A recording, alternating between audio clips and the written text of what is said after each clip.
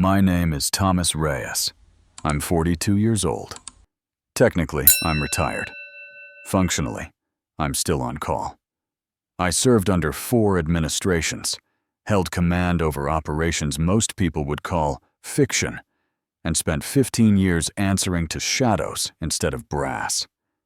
None of that mattered to my family, because to them, I'm the son who quit, the brother who gave up, the kid who cracked under pressure and vanished without a trace.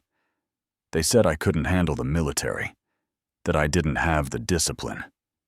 My father, Colonel Manuel Reyes, U.S. Army, retired, once looked me dead in the eye and said, "Cowards don't quit, they hide." That was the last family dinner I ever attended, until yesterday. I hadn't heard from my mother in 6 years, not even on the anniversaries she pretends not to forget. No calls, no texts, no hint of care. Then, out of nowhere, her name popped up on my phone.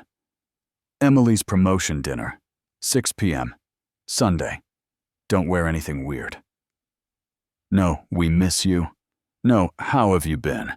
Just a command like I was still 17, living under their roof, being told to wash up for guests I never invited. I stared at the message for a while. My hand didn't shake, but something in my chest shifted, like a floorboard I thought was solid finally giving way. Emily, the golden child. My baby sister. The one who followed the script perfectly. She'd just graduated top of her officer training program, apparently. I'd read about her in the quarterly digest they still mailed to alumni, even though I technically didn't exist in their records anymore. I didn't reply to the message, but I booked a one-way ticket to San Antonio.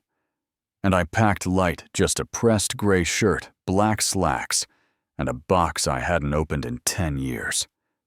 Not to make peace, not to start over, just to see if they'd notice the storm when it finally walked back through their front door. My seat on the plane had no window. I didn't need one. I wasn't looking forward. I was returning to the scene of the original silence. The cab dropped me off 3 houses down. Old habit. Even now, I didn't want the neighbors knowing I'd returned. The Reyes house hadn't changed. Same white trim flaking near the gutters. Same porch light that flickered twice before staying on. The H-shaped wind chime still hung crooked above the door, clinking like weak bones in the Texas breeze. And the mailbox leaning slightly left, like my father's politics and my mother's opinions, still bore no room for contradiction. Inside, the smell hit me first. Baked ham, brown sugar glaze, too much cinnamon in everything, like always. Someone had brought deviled eggs in a glass tray. Someone else had spilled red wine on the runner and tried to cover it with a napkin. It looked like every promotion party I'd never been invited to. The dining room had been transformed into something out of a military gala. Framed certificates, a vinyl banner that read, "Congratulations, Lieutenant Emily Reyes." Name cards arranged on the long oak table, every seat labeled with Sharpie precision first name, rank, and in one case, even blood type. Every seat, except one. Mine. I hovered near the coat rack like a stranger at someone else's wedding. No one looked up. No one paused their stories. I caught snippets of praise. Did you hear she scored top in her unit? They say her field strategy drills were flawless. And then a voice I hadn't heard in years. "Oh, wow. Is that Thomas?" It was my Aunt Lourdes. She said it like spotting a ghost in a supermarket. Before I could answer, she turned back to her plate. I stepped further into the room. Quiet. Deliberate. Emily sat near the center, smiling politely. Dressed in full uniform, ribbons perfectly aligned. She didn't look at me. My father was mid-toast, holding up a glass of Merlot like it was a medal. To honor, to Sipkorvis, and to the one Reyes child who followed through. Everyone clinked glasses. No one glanced my way. On the wall behind him, photographs lined the wood paneling. Emily at her OCS graduation. Emily at 17 in ROTC. Emily at 10, holding a toy rifle at a 4th of July parade. Dozens of frames, different sizes, matching gold edges. Not a single one had me in it. Not even as a blurry background. I looked for that old photo, the one from when I was 12, saluting in my Boy Scout uniform, standing next to my dad. Gone. Replaced by Emily shaking hands with a colonel I didn't recognize. That's when it hit me. They hadn't just forgotten me. They'd erased me.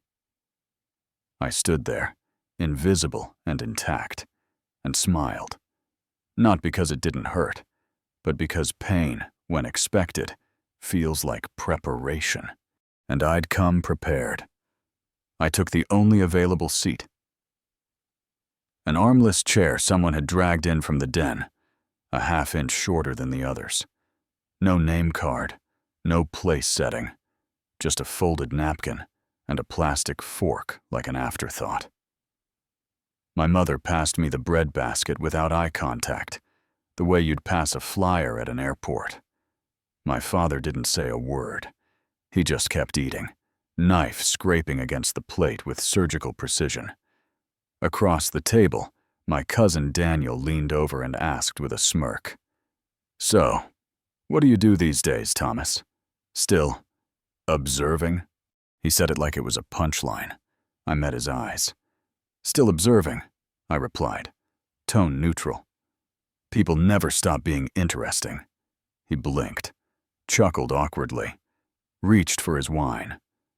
To my right, Aunt Lourdes, always a little drunk, always a little cruel, tilted her glass toward me and said, "Didn't you used to want to be a pilot or something? Guess that didn't pan out." I smiled. Turns out I preferred working below radar. She laughed, but it didn't reach her eyes. She didn't ask what I meant. None of them ever did. At the far end of the table, Emily spoke softly to someone from her unit, probably her old roommate from OCS. They were all wearing neatly pressed dress uniforms, polished shoes, posture perfect. They didn't know who I was, and nobody volunteered the information. When the toasts resumed, they lifted glasses for Emily again. To discipline, to following through, to not quitting when it gets hard. I was asked to grab more water and extra forks. No one offered to help. No one asked if I minded. So I stood, walked to the kitchen, filled a pitcher, grabbed a handful of silverware and napkins. I wasn't bitter. I wasn't even surprised. Some things don't need to be said out loud. Sometimes exclusion is crafted through the smallest, sharpest gestures. A missing chair, a shared joke, a command masked as a favor. When I returned, someone had taken my seat. No one moved to make space. No one looked up. My mother gestured vaguely toward the back porch. "There's a folding chair outside." I nodded once. No flare of emotion, just logged the moment. I stepped outside, sat beside the propane tank, its low hum steady like a heartbeat I didn't recognize anymore. Through the window, I could see them laughing, their voices muffled by glass, but the rhythm of dismissal always came through clear. Even in silence, I could hear it, and for a moment I wondered if they even remembered why I left in the first place. The folding chair creaked beneath me. It wasn't cold, but the metal still managed to pull the warmth from my back. To my left, half buried in the brick planter, sat a box I'd left in the garage 16 years ago. No one had moved it. No one had thrown it out. That made me pause. I stood, brushed off the dirt, and lifted the lid. The tape had long since lost its grip. Inside, dust and memory settled like old clothes. On top was a tarnished bronze cup. Second place, Regional ROTC Field Trials, 2000. My name etched sloppily along the base. One handle was cracked. The inscription nearly faded, but it was mine. Underneath that, a faded photo, folded in half. Me, 12 years old, saluting next to my father in full dress blues. He was mid-sentence, mouth open. I looked stiff, nervous, like I knew I had something to prove but didn't yet know what. That photo used to sit in the hallway, right by the thermostat. I remembered the frame. Mahogany. Clean glass. Now it was gone from the house. Replaced. Funny how people don't just rearrange pictures. They rearrange memory. Like editing a story mid-chapter, then acting like the old version never existed. I ran my thumb over the edge of the photo. The paper was soft with time, the way trauma gets soft when it's been folded too many times in your head. It didn't sting, but it pressed, like a bruise you've stopped feeling until someone touches it again. I placed the cup and the photo back in the box, closed the lid gently. I didn't take it with me. I didn't need to. Some things are better left where they've always been, half buried, half ignored, waiting to remind someone that forgetting takes more effort than it seems. Inside the house, another cheer went up for Emily. Some new medal, some new perfect score. I leaned back in the chair and said nothing. I arrived at Fort Calvert just before 0700. The sun hadn't burned off the mist yet. The base looked like it had been dipped in silence. I parked near the East Observation Lot, civilian access only, and clipped on my visitor badge. No name, just a barcode and a clearance tier no one here had the tools to scan. I dressed the part-pressed jacket, black slacks, neutral tone. Civilian contractor, retired logistics. Nobody asked. Because no one saw me. And that was the point. There's a trick to being invisible in plain sight. Stand still just long enough, people will build a story around you. Give them one dull prop like a clipboard or a visitor badge, and they'll invent a dozen safe explanations. So I stood. Near the bleachers, second row from the top, hands folded, back straight. One seat away from a junior admin checking her texts. Recruits were already lining up on the field, Emily among them, hair pinned perfectly, boots spotless, movements sharp but still too eager-like. She hadn't figured out where the fear was supposed to live yet. She didn't see me. Or maybe she did. Maybe she scanned right past me, filed me under unimportant, and kept moving. Either way, I didn't flinch. From this angle, she looked like someone who had never once been doubted. Someone who'd never been told, "You're not built for this." The kind of soldier our family always wanted. The kind they claimed I failed to become. The drill sergeant started barking warm-ups, cadence bouncing off the dirt, boots hitting earth in rhythm. It reminded me of nights in Kyrgyz tunnels and airfields no one listed on maps. I let the sound wash over me. No one here knew who I was. No one here knew what I'd done. And yet, in about 3 minutes, everything was going to change. Emily stepped forward when her name was called. She didn't hesitate. Her voice was clear, clipped, and projected across the field with the confidence of someone who knew she was being watched and believed she deserved it. Alpha Squad on me. Recon sequence. 2-phase grid. Move. They moved. Fast, tight, well-drilled. No hesitation, no wasted motion. I watched her gestures. Sharp, economical, familiar. She carried herself the way soldiers are taught to carry weight, with a straight spine, eyes forward, never too fast, never too proud. She gave corrections with precision, not volume. Didn't yell for show. Didn't pause for praise. I'll give her that. She wasn't just mimicking command, she wore it. Her instructors watched from the edge of the field, nodding occasionally, hands behind their backs. One of them whispered something to the sergeant beside him, likely a note about promotion potential. From the bleachers, I could feel the eyes shifting toward her. Even the admin next to me stopped checking her phone. There's a unique kind of gravity when someone belongs. And Emily had it now. That pull. I remembered when I had it too, before I learned that in certain units, being good wasn't enough. You had to be invisible until someone needed a scapegoat.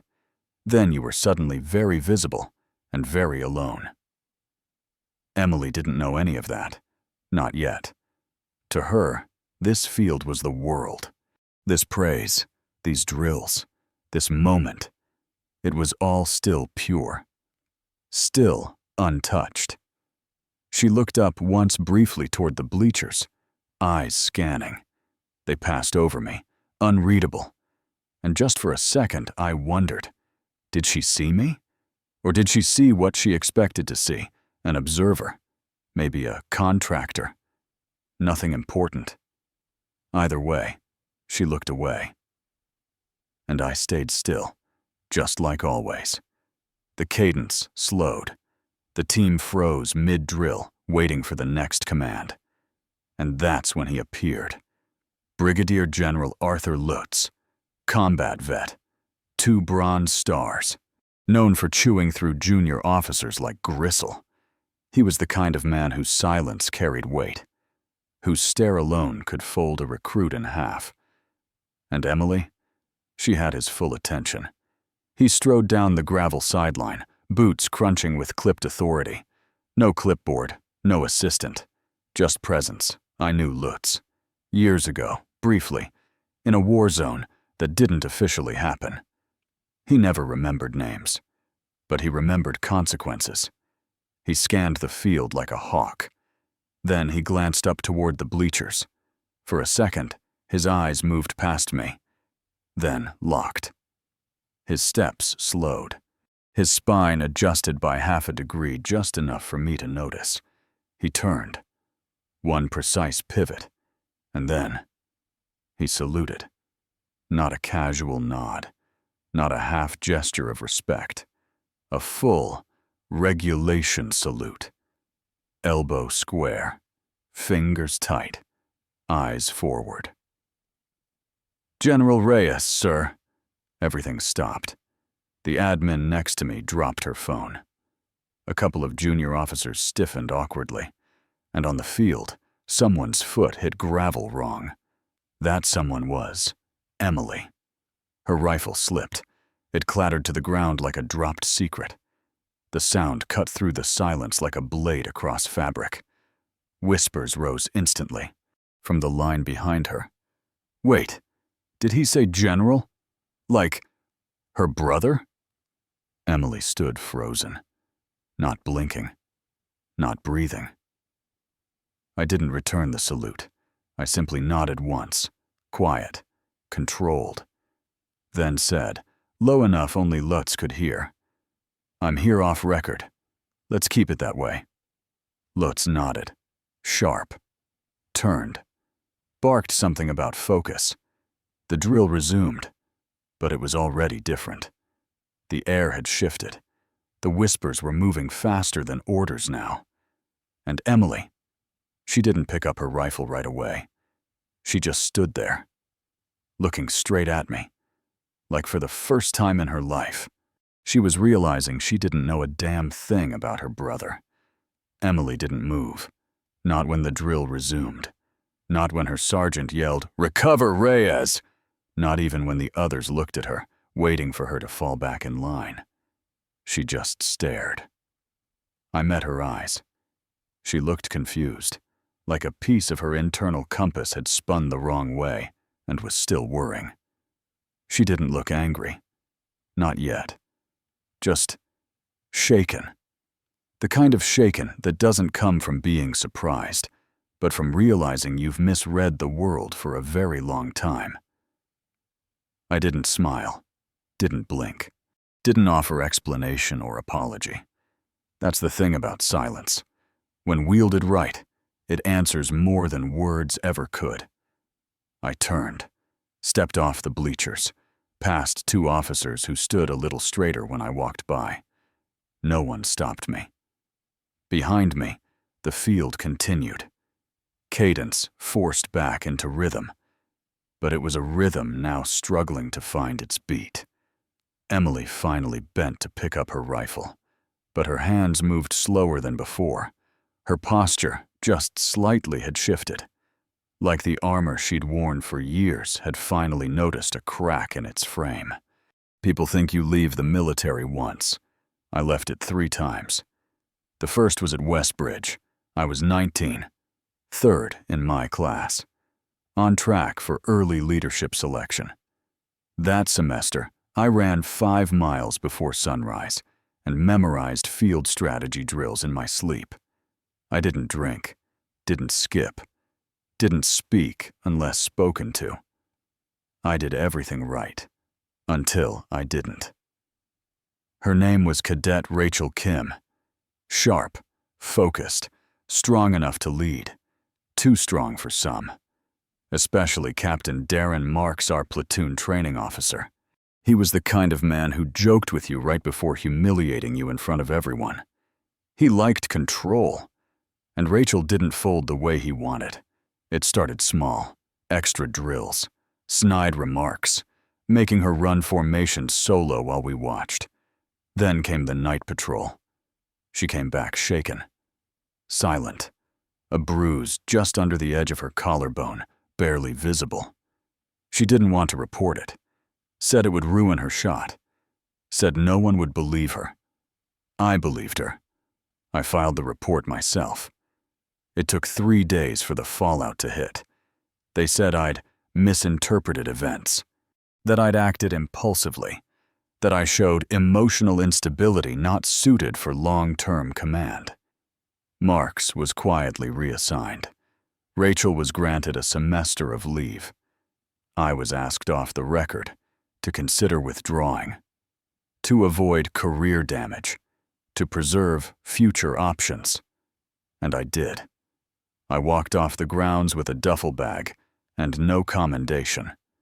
My records were sealed, my name erased from the Academy honor roll, my scholarship revoked. I didn't call my family. They found out 2 weeks later, through alumni chatter. Not from me. My father left me a voicemail. "You embarrassed us. A man finishes what he starts." I didn't respond. That was the first time I disappeared. Not into darkness, but into clarity. Because that was the day I learned what truth costs when it doesn't serve the right people. I didn't fail at Westbridge. I was failed by it. But no one in my family ever asked. They just rewrote the story. Thomas couldn't hack it. Thomas gave up. So I let them believe it. Because some lies aren't worth correcting. Some truths only grow sharper in silence. And I knew one day they'd see the edge I'd been holding this whole time. The letter came 2 days after I left Westbridge. Typed, single-spaced, signed by my father. No return address, just the seal of his old unit stamped in the corner, like he wanted to remind me what he represented. Inside were 4 lines. A soldier finishes what he starts. Honor is earned, not claimed. You've made your choice. Don't embarrass this family further. No son. No Thomas. No question either. Just judgment delivered, like an order from a man who only knew how to command, not ask. I folded the letter once, slid it back into the envelope, tossed it in the trash, but I didn't forget a single word. That was the last time he addressed me directly. After that, it was silence. Not the kind that leaves space for healing. The kind that freezes over, thick and deliberate. At family gatherings, birthdays, holidays, funerals, I became a scheduling conflict. Someone always had to step out, when I walked in. One year, I dropped off flowers for my mother's birthday. My sister told me later they'd been tossed by noon. They didn't ask what happened at Westbridge, didn't want the story. They only wanted a version of me that didn't exist. The one who stayed quiet, did his drills, graduated on time, saluted on cue. When I refused to play that role, they erased the part of me that didn't fit. That's the thing about families built on legacy. They only honor the chapters they can brag about. And I became a redacted page in their perfect little narrative. It came in a plain envelope, no return address, just a symbol I didn't recognize. 3 interlocking hexagons stamped in matte black. Inside, a folded letter. 2 paragraphs. No greeting. No signature. We reviewed your file. Your decision to report the incident at Westbridge was noted, reviewed, and respected. We believe integrity under pressure is a rare trait. You may not be suited for conventional command, but there are other places where your kind of judgment is required. Below that, a set of instructions. 1 number to call, 1 location, no promises, just a sentence. Say yes, and your previous history disappears. I didn't ask questions, not because I wasn't curious, but because I already knew what saying no would mean. I boarded a bus that night, crossed 3 state lines, met a man in a black ball cap who never gave me his name. He took my ID, my phone, my past, handed me a duffel bag, and a name that wasn't mine. From that day forward, I didn't exist, not in any system, not in any file my family could pull. Westbridge erased. No record of dismissal, no trace of expulsion. Just a blank where I used to be.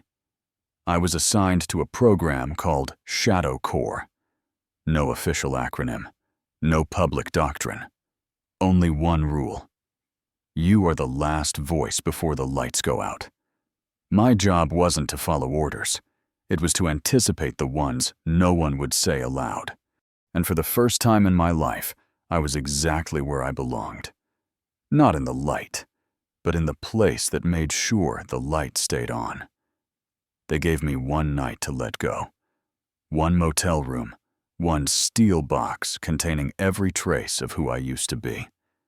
Academic records, cadet evaluations, my original birth certificate, a photo from my high school graduation. The last time my father put his hand on my shoulder, they said I could keep 1 item, a souvenir if I wanted, a reminder of where I started. I chose nothing. Instead, I walked out behind the building, lit a match, and burned the box in an old rusted barrel behind the generator. The fire didn't flare. It took its time pages curling, ink fading, plastic bubbling around the edges. It smelled like old paper and cheap lamination, like denial, finally letting go.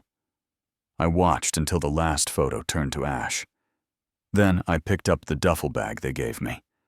New clothes, new name, a forged ID card with a face that looked like mine, but didn't belong to anyone anymore. When I walked back inside, I left the ashes in the wind, didn't bag them, didn't save a scrap. That version of me wasn't coming back. He'd served his purpose. From that moment on, I wasn't Thomas Reyes, former cadet.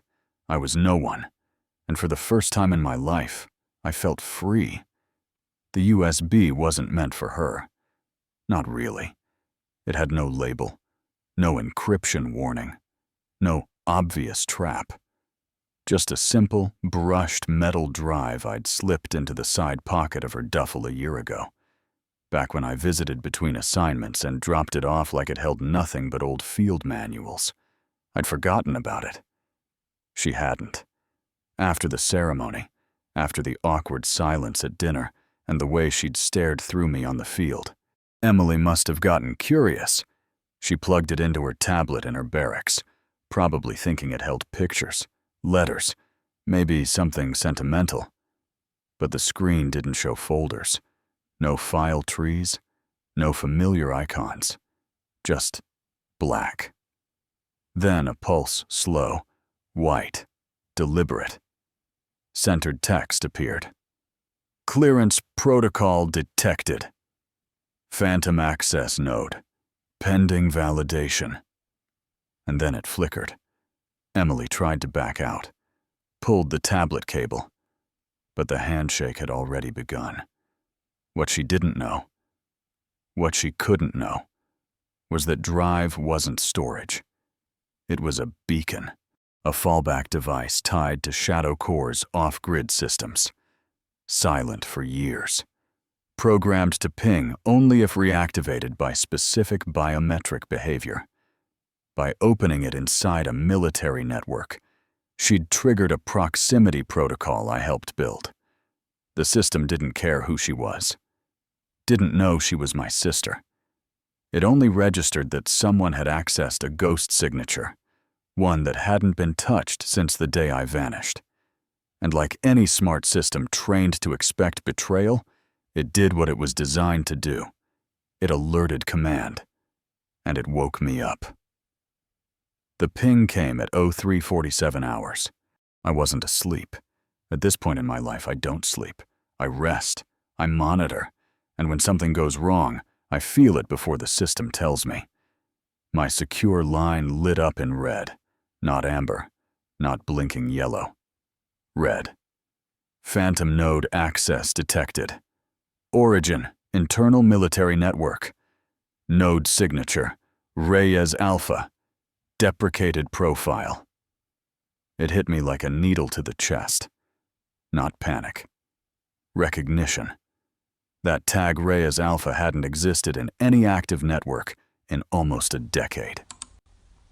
Because I buried it, encrypted, scrubbed, declassified only in theory, but functionally dead. Unless someone touched it, and they just had. The Shadow Core system did what it was built to do. Lockdown, isolation, escalation. A 3-phase alert was sent to the Tier 4 command cluster, one to my encrypted satellite relay, one to the strategic oversight node, and one to a buried operations log only 2 living agents knew existed. I was one of them. The other? Retired. Legally blind. Probably drunk in Montana. So when the alert triggered, it didn't just wake me. It dragged me back in. Within 6 minutes, the system had locked every terminal with shared encryption. Fort Calvert's cyberdeck would already be flagging it as a potential breach. But here's the thing. Shadow Core doesn't just detect unauthorized access. It responds. It reactivates the chain, reopens every audit log tied to the ghost profile, and begins tracking the origin point like a virus in a closed loop. I didn't need to guess where it came from. I knew the only person who could have touched that drive was Emily. And if someone noticed before I could clean it, she wouldn't just get a reprimand. She'd become a liability. And in Shadow Core language, liabilities get erased. The recall came through a ghost channel, one that shouldn't have existed anymore. Buried under 4 layers of obsolescence, protected by a protocol that only activated if a former Tier 1 operative was directly compromised. I hadn't heard that sound in 9 years. 3 soft beeps, followed by silence. Then one phrase blinking across my tablet. Return to Fort Calvert. Immediate. Tier 2 oversight active. No details. No explanation. Just coordinates. And a badge ID that hadn't been used since the day I walked off the grid. I closed the tablet, sat still for a full minute. Let the reality settle, slow and heavy, like dust in a room no one's entered in years. This wasn't just a breach. It wasn't just a mistake. Someone had peeled back a sealed name. Not random, not curious, targeted. and it had come from the inside. I checked the timestamp. Less than 12 minutes had passed since the USB pinged. That meant the system didn't just recognize the signature, it prioritized it, flagged it above all other alerts. That only happened if a profile was still tied to live operations, or if there was reason to believe it had been intentionally reactivated. Either way, they were treating it like a deliberate exposure, which meant they'd be looking for a traitor. Fast, hard, with no interest in nuance. I packed light. Just the tablet, a clean badge, and one encrypted drive I'd kept offline for this exact scenario. I didn't tell anyone I was leaving, didn't call ahead, didn't give Emily a warning. Because if I was right about what came next, any contact with her would only make things worse. And if I was wrong, then I was already too late. I arrived at Fort Calvert under civilian clearance, the kind that triggers polite discomfort but no red flags. Most people see a badge they don't understand and assume it's higher than theirs. They're usually right. The ops center hadn't changed. Still smelled like recycled air and burned circuits. Still lit in that soft, artificial blue that makes time feel irrelevant. I was led to a side terminal by a junior systems analyst. Young, alert, trying not to look nervous. He handed me a temporary access token and said nothing. Good. I wasn't in the mood for small talk. The system's breach log loaded in layers, tiered firewalls, mirrored redundancy. But once I reached the encrypted route, it was like reading my own fingerprint in reverse. The access path was sloppy. A quick tap and load, unintentional. Whoever did it hadn't known what they were triggering. But the file that lit up? That was no accident. dr7.eld bkup, buried 5 directories deep. A diagnostic mirror from an outdated simulation I helped design over 5 years ago. The Alderson React project. Decommissioned. Sealed. Supposedly wiped. Except, not quite. When Emily opened the USB, it didn't access her tablet. It bypassed it, connected directly to the base's closed internal sandbox. That sandbox just happened to contain a ghost snapshot of the simulation. A backup log meant to be deleted and overwritten a dozen times ago. And inside that log, a subroutine I'd buried under a false tag. A security flag meant to trigger if someone touched the wrong thread of code. Which meant one thing. Someone had kept the old data alive. Not by mistake. By design. And they had nested it deep enough that it only lit up if someone entered with a matching profile. Mine. This wasn't Emily's fault. She didn't even know what she was holding. But someone else did. Someone had built a tripwire under the assumption that one day I'd come back. And now that I had, they'd know exactly where to find me. His name was Calvin Drew, former Tier 2 Intel analyst, embedded under Operation Helix Grid Kuwait, 2014. He was sharp, the kind of sharp that cut the wrong things, numbers obsessed, ethically flexible, and always convinced he was the smartest man in the tent. He saw people as algorithms. If something didn't serve the equation, it was expendable. Back then, we were working joint operations with civilian liaisons' messy stuff. Infrastructure sabotage, communications blackouts, disinformation campaigns. Our job was to cripple without leaving fingerprints. Drew liked fingerprints. He just made sure they weren't his. It started small altering timestamps in SATCOM reports, burying data pings that didn't fit his narrative. But what tipped it was a market in Basra 3 civilian informants flagged as non-compliant. I cross-checked. They weren't hostile, just slow. Language barrier. Panic. Drew had already logged them for neutralization. said they'd jeopardize the op, said we didn't have time for dead weight. I pulled rank, paused the mission, ordered extraction. He argued. Cold, calculated. We can't babysit risk factors, sir. Collateral is cleaner. That was his actual phrasing. Collateral is cleaner. I filed a breach report the same night. High priority. Attached audio logs, video snippets, and a full breakdown of his manipulations. Drew was pulled within 48 hours. Not discharged too valuable, they said. Too embedded in the system. They reassigned him to a tech sim training post. Off the grid. No field access. I assumed that was it. He'd been contained. But men like Drew don't disappear. They simmer.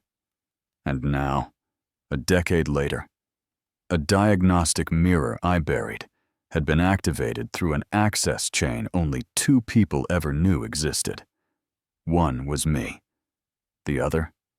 The man who once looked me in the eye and said, "Principles are fine until they cost too much." I didn't know how. I didn't know when. But Calvin Drew had found a way back in. And this time, he wasn't just rewriting the logs. He was writing my name into the target. I started running location sweeps, not official ones. Shadow Corps had taught me how to move through the edges of a system, unnoticed, unlogged, uninvited. I wasn't tracing people. I was tracing patterns.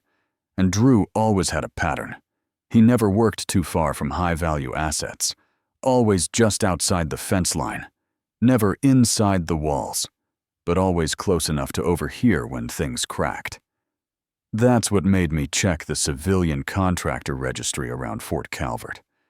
Buried 4 pages deep under a logistics subcontract for a firm called Vectra Systems, I found it. A name. Cal Ellis. Fake, but familiar. Date of birth? Same as Drew's. Background check? Waived cleared via Department of Defense. Fast track, job title, Simulation Systems Consultant, Tactical AI and Training Modules. He wasn't hiding in the shadows.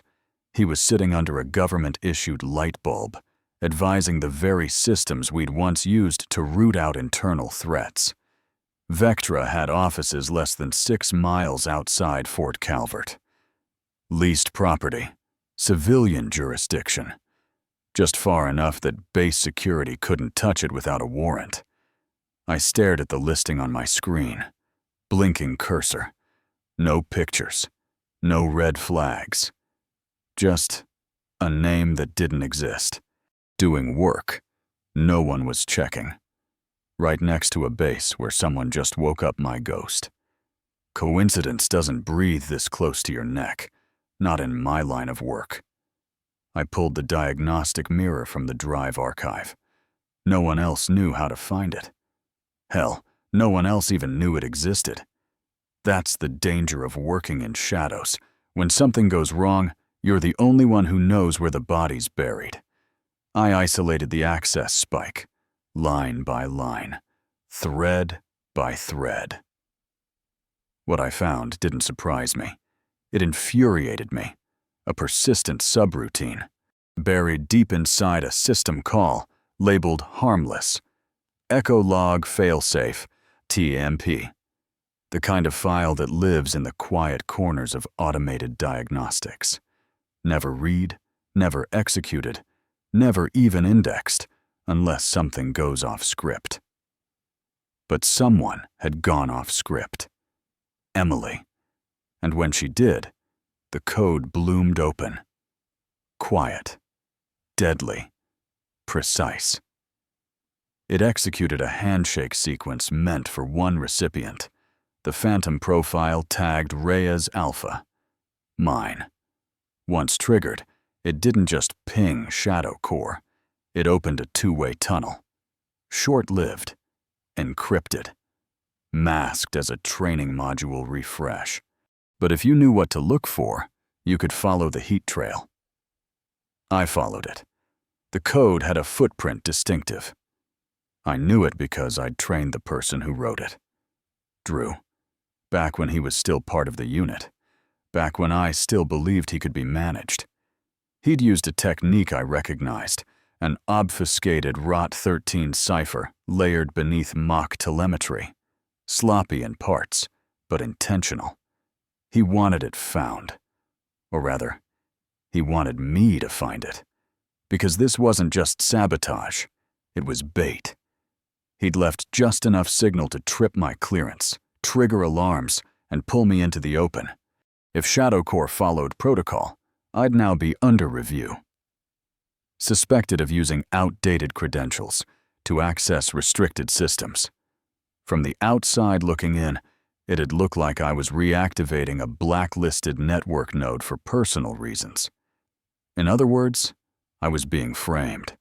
And the only person with both the motive and the access to do that was already sipping coffee 6 miles away under a government-funded roof.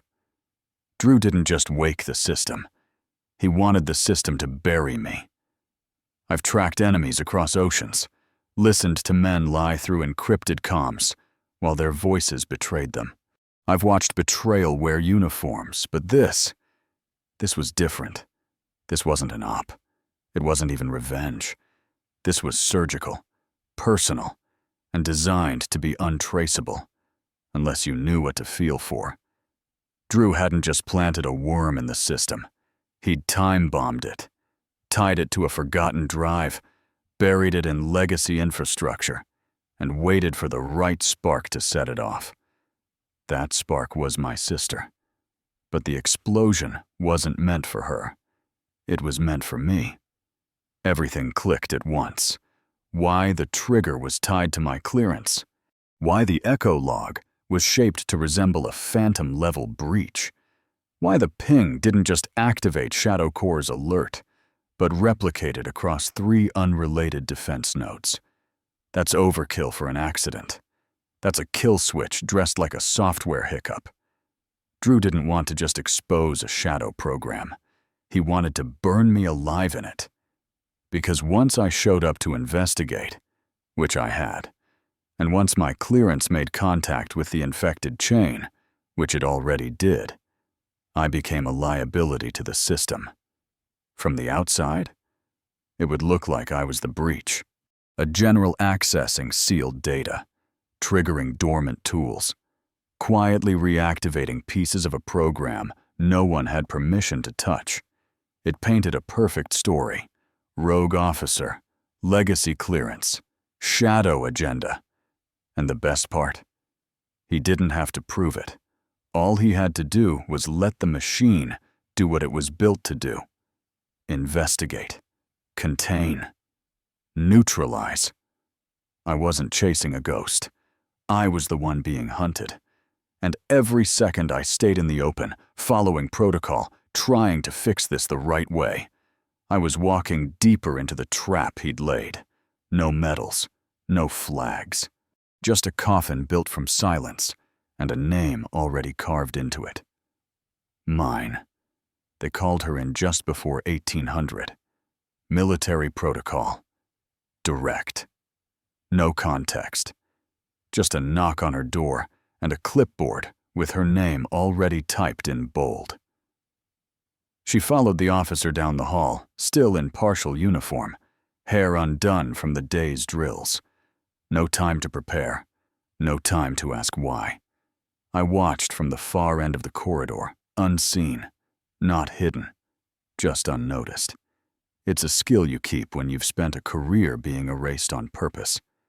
They led her into interview room 3, windowless, neutral paint, metal chair bolted to the floor like the truth was something that might try to run. A junior intel officer sat across from her, not hostile, not friendly either. Just blank. The kind of blank that says, "We already think we know what you did." Emily sat down slowly. Her hands fidgeted. Her shoulders square too square, like she was trying to match someone's expectations she didn't understand. They started with easy questions: device history, login behavior. Who gave her the USB? She lied. I could tell from the screen outside the room. Heart rate spike, eye movement. Too long on the pauses. She said she found it in a drawer. Said she thought it was hers. Said she had no idea what it contained. Technically, that part was true. But the system doesn't care about technicalities. It cares about exposure. It cares about breach vectors. To them, she was a hole in the fence, a vulnerability. And vulnerabilities don't get second chances. They get documented, flagged, and excised. I saw it in her face, the moment realization began to settle. This wasn't just a debrief. It was an inquiry. And inquiries don't ask for stories. They wait for contradictions. She was out of her depth, and the current was rising fast. They let me speak to her, off the record, under the guise of a liaison clarification. The room was colder than the hallway, not by temperature, by intention. It was the kind of cold that told you everything in here would be remembered, even if no one was officially recording. She sat across from me, back straight, lips tight, eyes trying hard to be unshaken, still in uniform, still holding the posture they taught her in week 2. But her hands betrayed her, clenched just tight enough to turn the knuckles white. She opened first. Soft, hesitant. I didn't mean to trigger anything. I nodded, not as forgiveness, as confirmation. I know. She blinked, caught off guard by the lack of accusation. You're not angry? I leaned forward, arms resting on the table between us. The metal felt colder than the room. Anger implies surprise. I've spent my entire career preparing for something like this. Her eyes searched mine, looking for what? Blame, comfort, some shred of sibling softness. I couldn't say. But I didn't give her any, because the truth doesn't come wrapped in comfort. It lands like a brick, whether you're ready or not. What you touched wasn't a file. It was a buried protocol, tied to a name I haven't used in a decade. She swallowed hard, didn't speak, didn't look away either. I continued. That device was wired into a dead man's system, and the moment you opened it, someone made sure the world saw me as a threat. Her voice cracked, but she kept it steady. I didn't know. I swear. I know. But the system doesn't care. Silence. Thick. Heavier than blame. Worse than shouting. Then I said the part that cut deeper than anything else. You were just the key. I was the lock they wanted opened. She didn't deny it. Didn't argue. Because for once, she understood. This wasn't about guilt. It was about consequences. And we were both already bleeding from the same cut, just on opposite sides of the blade. I didn't ask her to do it. Didn't hint. Didn't strategize. I simply stood, nodded to the officer outside, and walked out of that room like I hadn't left a grenade on the table. An hour later, the alert went out. Cadet Emily Reyes has requested formal declaration of responsibility regarding the Shadow Core activation sequence.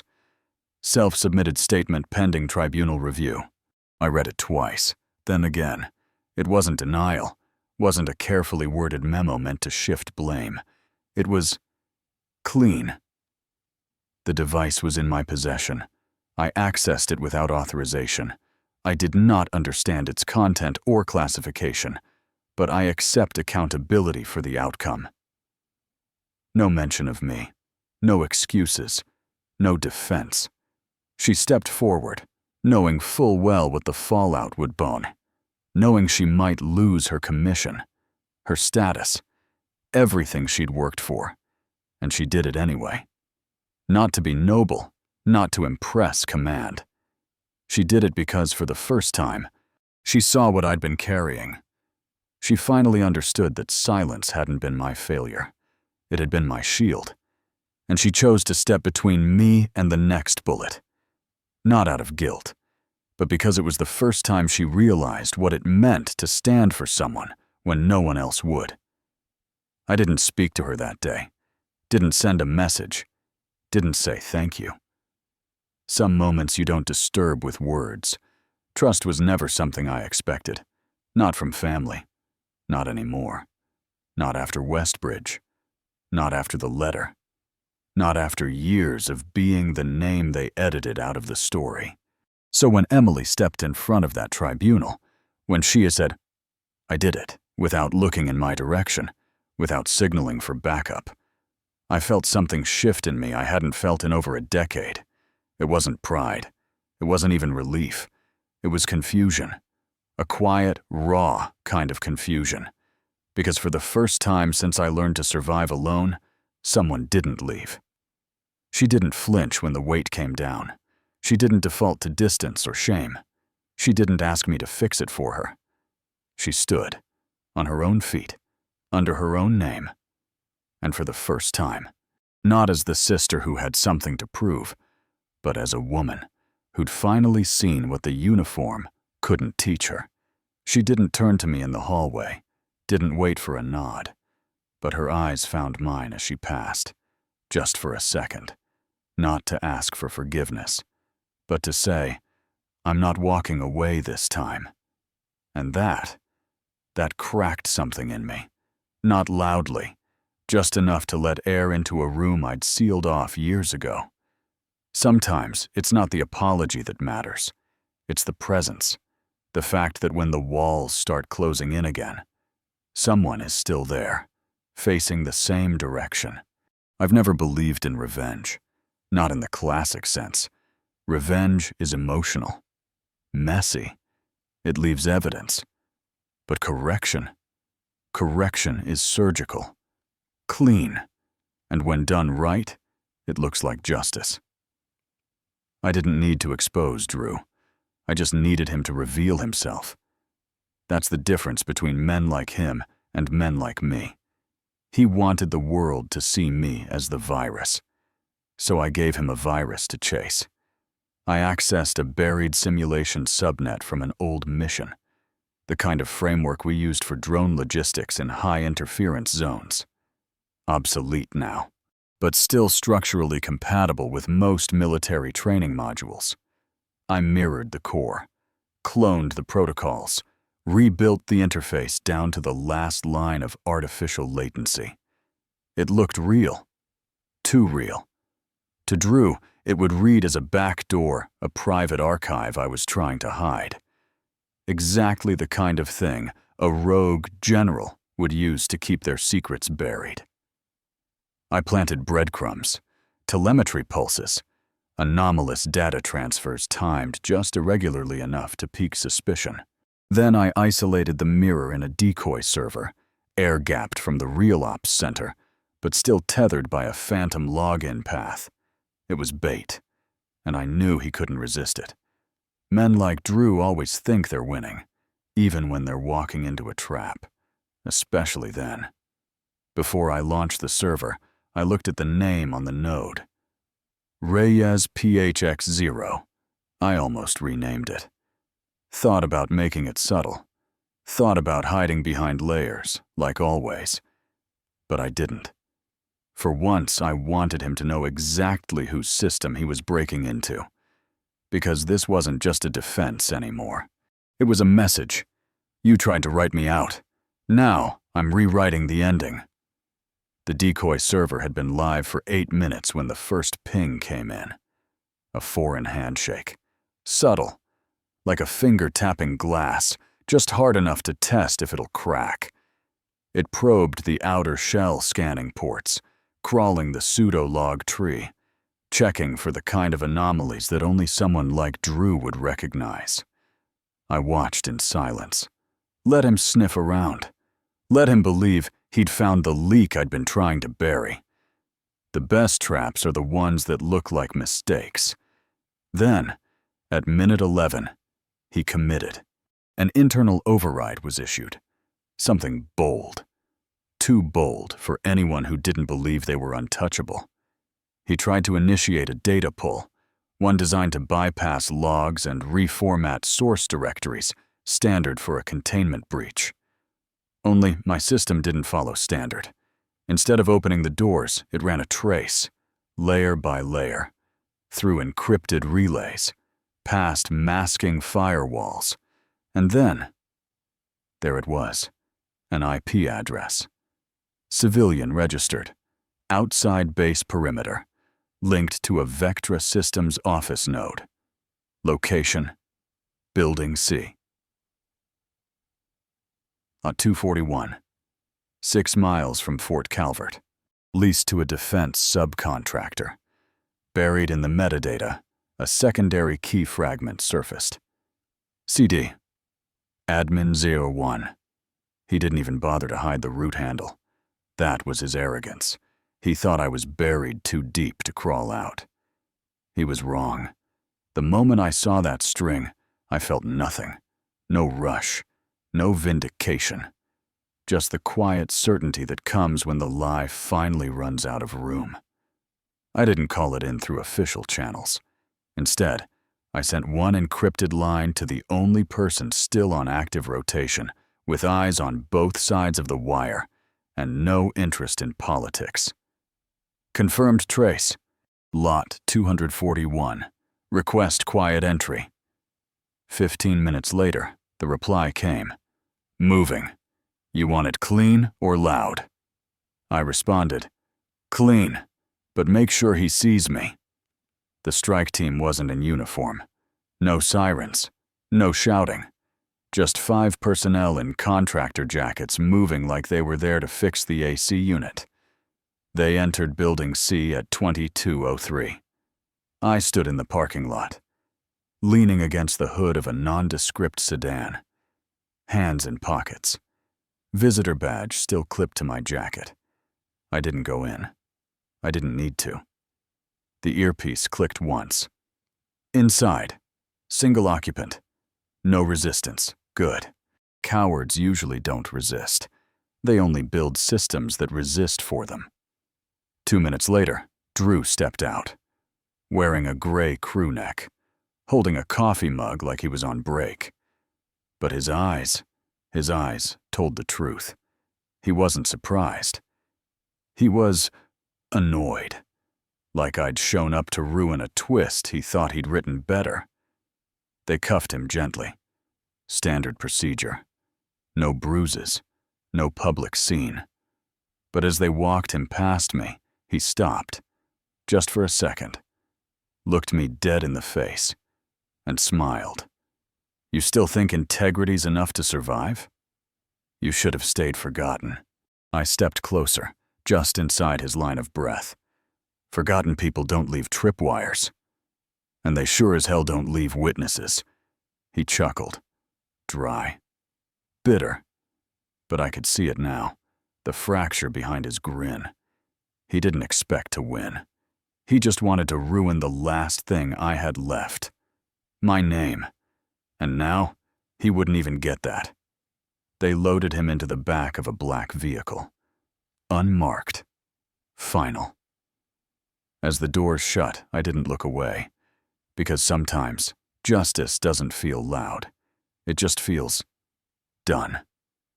They gave me 10 minutes. 1 room, 1 chair on either side.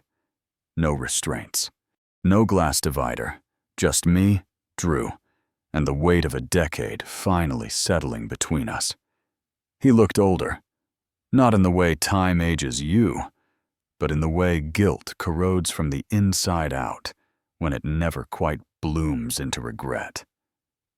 His hands rested on the table, palms flat. No cuffs, just the illusion of control he thought he still had. He smiled as I entered, wide, mocking. Well, if it isn't the ghost himself, still wearing that martyr look? Or is that just how your face settled? I sat down across from him, didn't speak. He leaned in slightly. You really don't get it, do you? They were never going to let you stay clean. Not forever. Men like us, we burn too bright. You just chose to light yourself from the inside out. I tilted my head. not impressed, just taking him in, like observing a wreck and noting how the fire spread. He went on. You think this was personal? No. This was predictable. You built your little reputation on secrets one leak, and the whole thing turns on you. I finally spoke. Low. Even. And yet here you are, not in charge, not invisible, just a man in a borrowed name, arrested in his own office. His grin faltered. Just a blink. But it was there. Doesn't matter, he said, voice tightening. You'll still go down with me. These systems don't forget what they log, and you've been printed all over this. I nodded. Maybe. But the difference is, I didn't write the story with my own fingerprints on every page. He shifted. I leaned forward, elbows on the table now. Not threatening, just close enough for truth to echo. You tried to make me a villain with no face, but you forgot. Villains need an audience. I never did. Silence. He looked at me, not with fear, not even hatred, but with the exhausted realization that none of it had worked. Not really, because the man sitting across from him, the one he'd tried to ruin, wasn't broken, just standing, still. And that's what rattled him most. As they came to escort him out, he said one last thing. You'll never be decorated for this. I didn't look back. Good, I said. That means I did it right. He was gone after that. No more words, no more fire, just footsteps fading, and a door that closed with the finality of a tomb, sealing shut. 3 days later, they summoned me to the Western Command Sector. Not a tribunal this time, not a hearing, a recognition session. Their words. The room was polished oak and brushed steel, flags in the corners, nameplates lined in gold. Major Penn was there. So was a liaison from Strategic Defense. 2 senior officers from Cyber Operations sat behind a thick folder, my folder freshly updated and tagged as cleared. They didn't speak right away. Then the colonel leaned forward, professional, controlled. General Reyes, in light of the events involving the compromise node, the successful neutralization of a hostile internal actor, and the containment of classified assets, we'd like to extend the offer for public acknowledgement. He said it like a gift, wrapped in polished diplomacy, a press statement, a feature at the next military summit. My face, my name, a chance to be seen for what I'd actually done. Finally, officially. I sat in silence for a moment, then asked just one question. Will any of the others, Shadow Corps, non-active agents be exposed as part of that release? A pause, then a slow, deliberate nod. There's always some risk. I nodded too, once, and gave them my answer. Then no. They waited for me to explain. No one ever expects a refusal when it comes wrapped in praise. But I didn't need ceremony, and I sure as hell didn't need closure written in headlines. So I kept my voice steady. Recognition doesn't fix what was hidden. It only makes people more comfortable ignoring what stayed buried. Major Penn narrowed her eyes slightly. Not in judgment, just in study. She'd read enough after-action reports to know I wasn't refusing out of pride. I was refusing because I understood the cost. I didn't survive Shadow Corps by chasing credit. I survived by making sure the people who didn't ask for that life got to keep theirs. Decorations didn't matter, but truth did. So I told them the only condition under which I'd accept anything at all. Keep the file sealed. Clear my name internally, but don't shine a spotlight just to give someone a reason to open old wounds.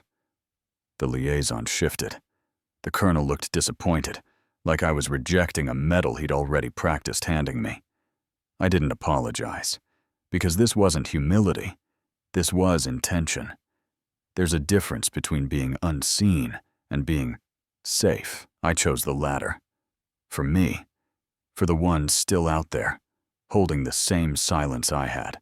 They nodded eventually, stamped the folder, filed the truth where it belonged, not forgotten, just protected.